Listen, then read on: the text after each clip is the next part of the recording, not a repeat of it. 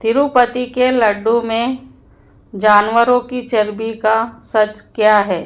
Karnataka milk federation, जो कि शुद्ध घी आपूर्ति करता रहा है, उसने सफाई दी है कि वो जुलाई के बाद से ही घी आपूर्ति कर रहा है। ऐसे में जिस सप्लायर पर उंगली उठी है उसका नाम AR डेयरी प्रोडक्ट लिमिटेड है। इस कंपनी का कहना है कि वो जांच के लिए तैयार है। उसके 4 ट्रक घी में कोई शिकायत नहीं थी। 5वें ट्रक को रोका गया था। मंदिर प्रशासन ने कहा है कि अब कंपनी को ब्लैक लिस्ट करके दंडात्मक कार्रवाई शुरू की गई है।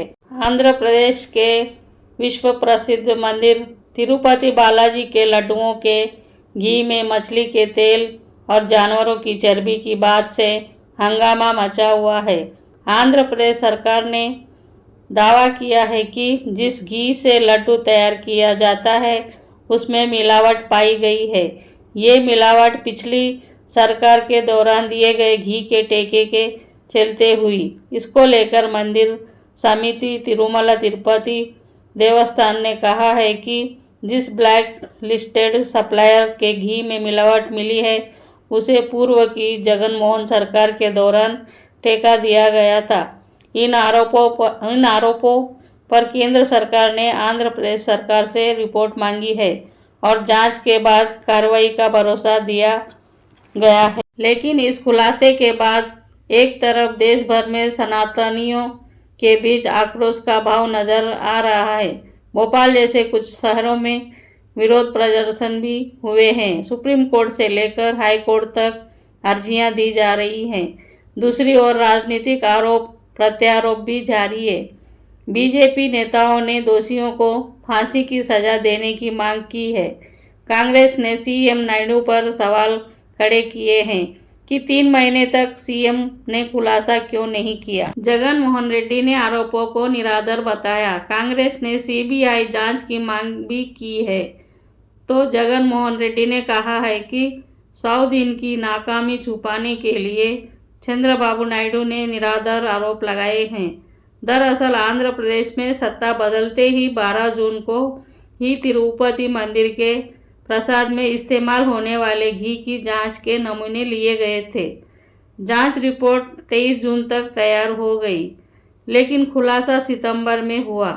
जब नायडू सरकार के 100 दिन पूरे हुए, जो रिपोर्ट सामने आई उसमें लड्डू बनाने वाले घी में जो चीज़ें पाई गई थी वो बताती है कि घी में तिलहन और वनस्पतियों के अलावा मछली का तेल और जानवर की चर्बी हो सकती है।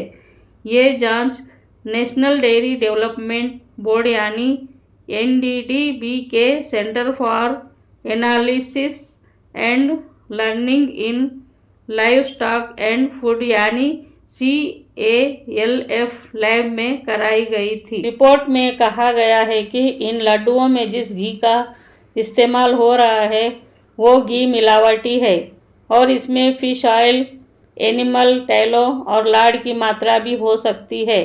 एनिमल टैलो का मतलब पशु में मौजूद फैट से होता है और इसमें लार्ड भी मिला हुआ था।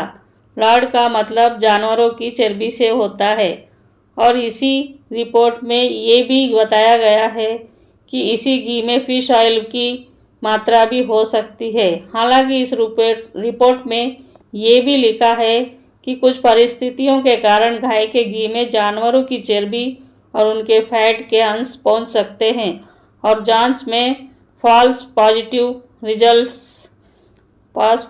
रिजल्ट्स भी आ सकते हैं। कर्नाटक मिल्क फेडरेशन, जो कि शुद्ध घी आपूर्ति करता रहा है, उसने सफाई दी है कि वो जुलाई के बाद से ही घी आपूर्ति कर रहा है। ऐसे में जिस सप्लायर पर उंगली उठी है उसका नाम AR डेयरी प्रोडक्ट लिमिटेड है। इस कंपनी का कहना है कि वो जांच के लिए तैयार है।